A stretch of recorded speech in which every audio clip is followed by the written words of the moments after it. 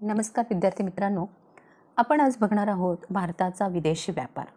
इयत्ता 12वी अर्थशास्त्र आणि प्रकरण आपलं आहे 10वं. आत्तापर्यंत आपण अनेक साऱ्या या अर्थशास्त्राच्या सर्व प्रकरणावरचा अभ्यास पाहिलेला आहे. त्याचे व्हिडिओज आपल्या चॅनलच्या प्लेलिस्टमध्ये प्रत्येक धड्यावाईज तुम्हाला त्याचे व्हिडिओ सापडतील. तर आता परीक्षेची तारीखसुद्धा डिक्लेअर झालेली आहे की एप्रिलच्या दरम्यान परीक्षा आपली सुरू होणार आहे. तर भारताचा विदेशी व्यापार आपल्याला समजून घ्यायचा आहे. हा जो धडा आहे, हा विदेशी व्यापार हा धड्यामध्ये 4 मार्कांचा प्रश्न असेल, ऑब्जेक्टिव्ह असतील, याच्यासाठी हा धडा अतिशय महत्त्वाचा आहे. तेव्हा तुम्ही काळजीपूर्वक भारताचा विदेशी व्यापार कसा वाढत गेला, विदेशी व्यापाराचे प्रकार कोणते आहेत, विदेशी व्यापाराचा अर्थ काय आहे, आंतरराष्ट्रीय व्यापार काय आहे, या सर्व संकल्पनांची माहिती आपण या व्हिडिओमध्ये घेणार आहे. त्याचबरोबर विदेशी व्यापाराच्या संदर्भात जो व्हिडिओ आहे याच्यामध्ये आपल्याला एक थोडी बेसिक माहिती मिळणार आहे की जी बेसिक माहिती तुम्हाला कोणत्याही तुम्ही स्पर्धा परीक्षेला जाल तेव्हा त्या स्पर्धा परीक्षेमध्ये बँकिंग असो किंवा ग्रामसेवक असो, अशा ज्या काही स्पर्धा परीक्षा असतात त्या सर्व स्पर्धा परीक्षांनासुद्धा ही जी भारताच्या विदेशी व्यापाराची जी बेसिक माहिती आहे ही माहिती तुम्हाला उपयोगी पडेल. तर आपण भारताचा विदेशी व्यापार समजून घेऊया. या प्रकरणामध्ये तुम्ही अभ्यासणार आहात भारताचा आंतरराष्ट्रीय व्यापाराचा अर्थ पाहणार आहात. त्याचबरोबर आपण विदेशी व्यापार आणि विदेशी व्यापाराची भूमिका इथपर्यंतचा संपूर्ण भाग आपण कव्हर करणार आहोत की जेणेकरून तुम्हाला अभ्यास करणं सोयीचं जाईल. कारण परीक्षेच्या दृष्टिकोनातून तुम्हाला हा व्हिडिओ अतिशय महत्त्वाचा ठरेल. तर तुम्ही काळजीपूर्वक अगदी शेवटपर्यंत हा व्हिडिओ बघा. आणि त्याचबरोबर तुम्ही वहीमध्ये याच्या काही नोट्स असतील, याच्यामध्ये जे महत्त्वाचे प्रश्न व्याख्या वगैरे येत आहेत त्या व्याख्यासुद्धा लिहून तुम्ही घेऊ शकता. तर चला आपण समजून घेऊया भारताच्या विदेशी व्यापाराचा, आंतरराष्ट्रीय व्यापाराचा अर्थ. आता आंतरराष्ट्रीय व्यापार म्हणजे काय आहे? तुम्हाला सर्वांना माहीत असेल की 1947पर्यंत भारत हा ब्रिटिशांची वसाहत होते. आता ब्रिटिशांची वसाहत म्हणजे भारतामध्ये ब्रिटिश राजवट अस्तित्वात होते. त्यामुळे हा भारताचा जो व्यापार आहे, हा भारताचा व्यापार कसा होता तर वसाहतवादी व्यापार होता. आणि भारत हा जो इतर जे राष्ट्र आहेत, उदाहरण विशेषतः इंग्लंडला, भारत इंग्लंडला कच्चा माल पुरवत असे. भारतातून इंग्लंडला कच्चा माल पुरवला जात असे आणि या कच्च्या मालावर प्रक्रिया करून त्याचं पक्क्या मालात रूपांतर करून त्या वस्तूची आयात जी आहे ती भारतात केली जात असे बघा.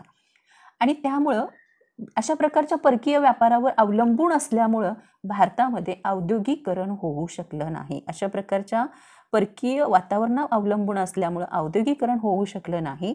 त्यामुळे अनेक जे हस्तकला उद्योग होते भारतामध्ये, हस्तव्यवसाय, त्याचबरोबर हस्तकला, हे जे उद्योग होते ह्या सर्व उद्योगांचा ह्रास झाला. आणि हे तुम्ही इतिहासामध्ये नक्कीच अभ्यासलेलं आहे. 8वी 9वी 10वीच्या इतिहासामध्ये तुम्ही ह्या भारताच्या विदेशी व्यापार किंवा जे हस्तकला स्वदेशी उद्योग होते त्यांचा ह्रास कसा झाला. त्यानंतर जेव्हा दुसऱ्या महायुद्धानंतर जे अविकसित राष्ट्र आहेत त्यांना स्वातंत्र्य मिळालं आणि त्यांनी या राष्ट्रांनी एक गुंतवणूक म्हणून पाहायला सुरुवात केली परकीय व्यापाराकडे. तर आंतरराष्ट्रीय व्यापाराचा अर्थ काय आहे? तर या ठिकाणी राष्ट्राच्या भौगोलिक सीमांच्या अंतर्गत केली जाणारी वस्तू व सेवांची खरेदी विक्री म्हणजे अंतर्गत किंवा देशांतर्गत व्यापार किंवा गृह व्यापार हो. या ठिकाणी ह्या व्याख्येमध्ये राष्ट्राच्या अंतर्गत म्हणजे एक राष्ट्राच्या भौगोलिक सीमारेषेच्या अंतर्गत म्हणजे भारतामध्ये आणि भारतातल्या राज्यांमध्ये जो व्यापार होत असतो तर त्या राज्यांतर्गत, त्या देशांतर्गत व्यापाराला गृह व्यापार किंवा अंतर्गत व्यापार असं म्हटलेलं आहे. म्हणजे उदाहरणार्थ महाराष्ट्रात राज्यात उत्पादित होणाऱ्या वस्तूंची विक्री पश्चिम बंगाल, उत्तर प्रदेश, तामिळनाडू या राज्यात केली जाते. म्हणजे महाराष्ट्रात तयार होणारे जे काही वस्तू आहेत त्यांची विक्री ही इतर राज्यांमध्ये केली जाते, वेगवेगळ्या राज्यांना. तर अशा व्यापाराला अशा जो व्यापार आहे अशा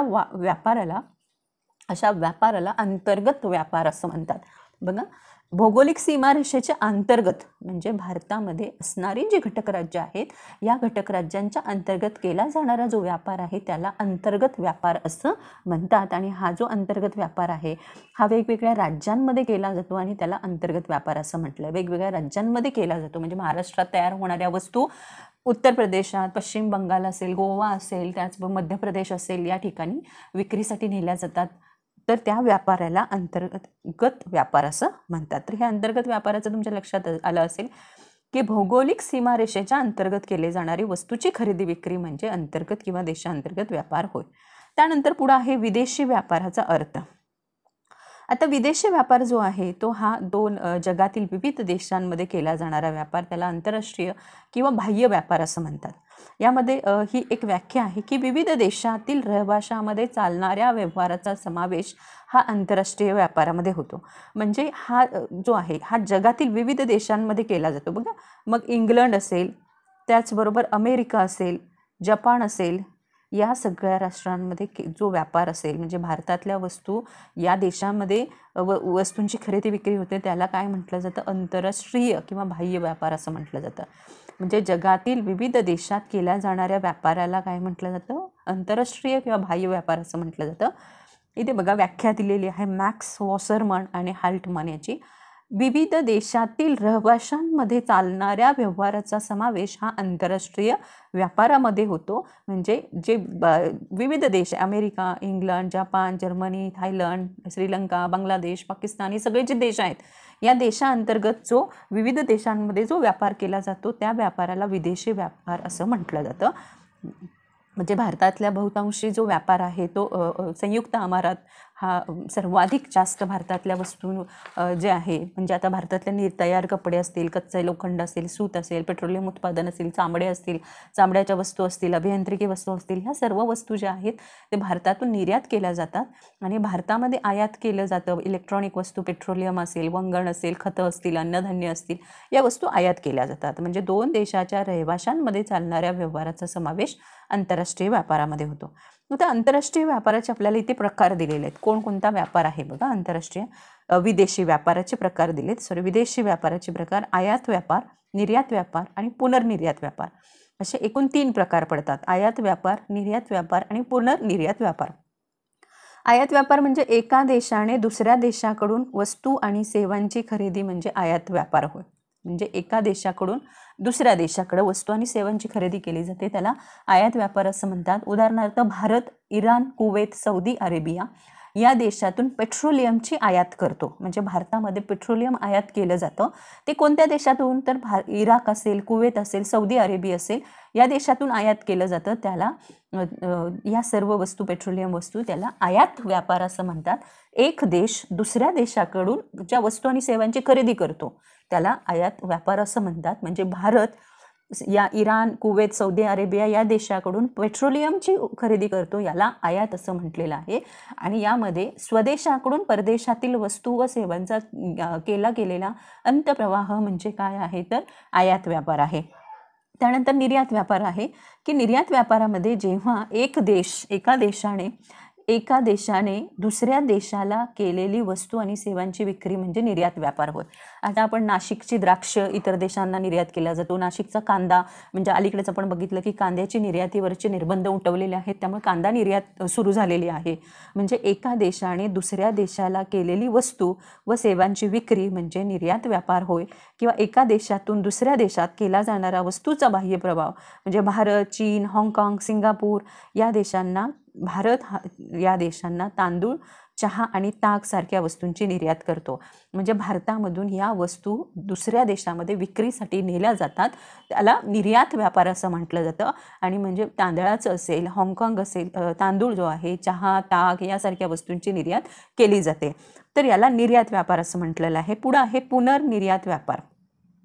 वस्तूची आयात करून त्यावर प्रक्रिया करून जेव्हा ती निर्यात केली जाते तेव्हा त्यास निर्यात व्यापार असं म्हटलं जातं. म्हणजे आयात केली जाते, वस्तूंची आयात केली जाते आणि ती पुन्हा निर्यात केली जाते तेव्हा त्यास पुनर्निर्यात व्यापार असं म्हणतात.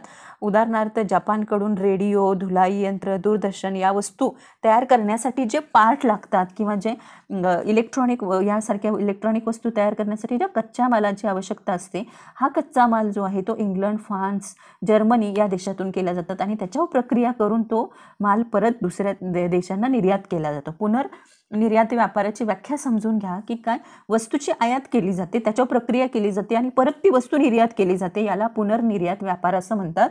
आणि यावर म्हणजे प्रक्रिया करून जगातल्या विविध देशांना ते विकलं जातं त्या पुनर्निर्यात व्यापार. तर विदेशी व्यापाराचे 3 प्रकार तुम्ही पाहिलेले आहेत. एक आहे आयात व्यापार, आयात व्यापारामध्ये एका देशाकडून दुसऱ्या देशाकडे वस्तू आणि सेवांची खरेदी, त्याला आयात व्यापार. निर्यात व्यापार म्हणजे एका देशानं दुसऱ्या देशाला केलेली वस्तू आणि सेवांची विक्री, त्याला निर्यात व्यापार म्हणतात. एखादा देश वस्तू आणि सेवांची आयात करून त्याच्यावर प्रक्रिया करून ते परत निर्यात करतो, त्याला पुनर्निर्यात व्यापार असं म्हणतात. आता आपण बघणार आहोत विदेशी व्यापाराची भूमिका. तर या विदेशी व्यापाराच्या भूमिकेमध्ये व्यापार हा आर्थिक विकास वृद्धीची गुरुकिल्ली आहे. कारण महत्त्वाची भूमिका व्यापार बजावत असतो.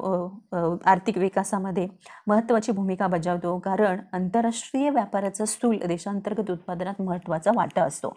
तर या ठिकाणी आपण बघणार आहोत विदेशी व्यापाराच्या भूमिकेचं समर्थन. एक परकीय चलनची प्राप्ती, की वस्तूंची निर्यात केल्यामुळं परकीय चलन मोठ्या प्रमाणात मिळतं आणि त्याचा वापर जो आहे तो विविध उत्पादक कार्यासाठी करता येतो. त्याचबरोबर बाजार विस्तारीकरणासाठी येतो, उत्पादनाला प्रोत्साहन देण्यासाठी होतो. म्हणजे पहिलं जो आहे परकीय चलन मिळतं. जेव्हा आपल्या देशातल्या वस्तू दुसऱ्या देशांना आपण विकत असतो तेव्हा आपल्याला त्या देशाचं चलन मिळत असतं आणि त्या चलनाचा उपयोग हा उत्पादनाला प्रोत्साहन देण्यासाठी करता येऊ शकतो. गुंतवणुकीला प्रोत्साहन म्हणजे विदेशी व्यापार देशांतर्गत बाजारपेठेच्या पलीकडे जाण्याची उत्पादकांना संधी उपलब्ध करून देतो आणि यांना या निर्याती करण्याचं प्रोत्साहन देतो. त्यामुळे देशाच्या गुंतवणुकीमध्ये वाढ होत असते. म्हणजे गुंतवणुकीला प्रोत्साहन हे विदेशी व्यापारामुळे मिळतं. श्रमविभागणी आणि विशेषीकरण, आता हा महत्त्वाचा मुद्दा आहे की श्रमविभागणी आणि विशेषीकरण होतं. काही देशामध्ये मुबलक नैसर्गिक साधन संपत्ती असते, असे देश कच्च्या मालाची निर्यात करतात आणि यामुळे श्रमविभागणी आणि विशेषीकरण होऊन त्याचा लाभ सर्व देशांना होतो. उदाहरणार्थ आपण असं म्हटलं की जे इराण, इराक, सौदी अरेबिया या देशामध्ये पेट्रोलियमच्या मोठ्या प्रमाणामध्ये निर्मिती होते आणि ते देश त्याचा कच्चा माल किंवा ते पदार्थ दुसऱ्या देशांना निर्यात करतात आणि त्या देशांमध्ये पेट्रोलियमची गरज पूर्ण होत असते. म्हणजे नैसर्गिक साधन संपत्ती जी असते त्याचा एखादा देश निर्यात करू शकतो आणि त्याचा फायदा हा दुसऱ्या देशांना किंवा सर्व देशांना होत असतो. म्हणजे श्रमविभागणी आणि विशेषीकरण. साधनांचं पर्याप्त वाटप आणि वापर, की बऱ्याच वेळेला दुर्मिळ साधनं आहेत की अशा उत्पादनांकडे वळवली जातात ज्याच्यापासून महत्तम लाभ प्राप्त होतो आणि विदेशी व्यापारामुळे आंतरराष्ट्रीय पातळीवर साधनांचं पर्याप्त वाटप होत असतं. की जी संसाधनं आहेत या संसाधनामध्ये उपलब्ध होणारी जी काही दुर्मिळ साधनं आहेत अशा वस्तूंच्या उत्पादनाला वळलं जातं आणि त्यामुळे आंतरराष्ट्रीय पातळीवरती या संसाधनाचं पर्याप्त वाटप होऊन त्याचा वापर होत असतो. किंमत पातळी स्थिर, की बऱ्याच विदेशी व्यापारामुळे मागणी आणि पुरवठा यांची स्थिती स्थिर राहते. त्यामुळे अर्थव्यवस्थेतल्या किंमत पातळी स्थिर निर्माण होते, कारण वस्तू आणि सेवांची आयात निर्यात ही दोन्ही विदेशी व्यापारामार्फत होत असते आणि त्यामुळे मागणी आणि पुरवठा हा स्थिर राहत असतो. बहुपर्यायाची उपलब्धता, की ग्राहकांना विविध वस्तू उपलब्ध करून विदेशी व्यापार, कारण या ठिकाणी ग्राहकांना अनेक प्रकारच्या उत्तम दर्जाच्या गुणात्मक दर्जाच्या उत्पादनाची खात्री मिळते आणि त्यामुळे राहणीमानाचा दर्जा उंचावतो. त्यामुळे बहुपर्यायी उपलब्धता, बहुविध पर्यायाची उपलब्धता ही विदेशी व्यापारामुळे होते. प्रतिष्ठा आणि नावलौकिक, की बऱ्याच वेळेला की बाजारामध्ये प्रतिष्ठा आणि नावलौकिक मिळू शकतो. त्या उदाहरणार्थ आपण आंतरराष्ट्रीय उदाहरणार्थ जर्मनी, स्वित्झर्लंड यासारख्या देशांच्या उच्च दर्जाच्या इलेक्ट्रॉनिक वस्तूची निर्यात केल्यामुळे त्यांना विदेशी बाजारपेठेमध्ये प्रतिष्ठा आणि नावलौकिक मिळवलेला आहे. म्हणजे बहुतांशी वेळेला एखादा देश निर्याताच्या व्यापारात सहभागी झालेला असतो आणि तो देश प्रतिष्ठा आणि नावलौकिक मिळवू शकतो. उच्च दर्जाच्या वस्तू, इलेक्ट्रॉनिक वस्तूची निर्यात केल्यामुळे जपान, जर्मनी यासारख्या देशांना प्रतिष्ठा आणि नावलौकिक मिळालेला आहे. तर अशा पद्धतीनं विदेशी व्यापाराची भूमिका आपण समजून घेतली, की विदेशी व्यापारामुळे परकीय चलन मिळतं, विदेशी व्यापारामुळे गुंतवणुकीला प्रोत्साहन मिळतं, श्रमविभागणी, विशेषीकरण याचा लाभ सर्व देशांना विदेशी व्यापारामुळे होतो.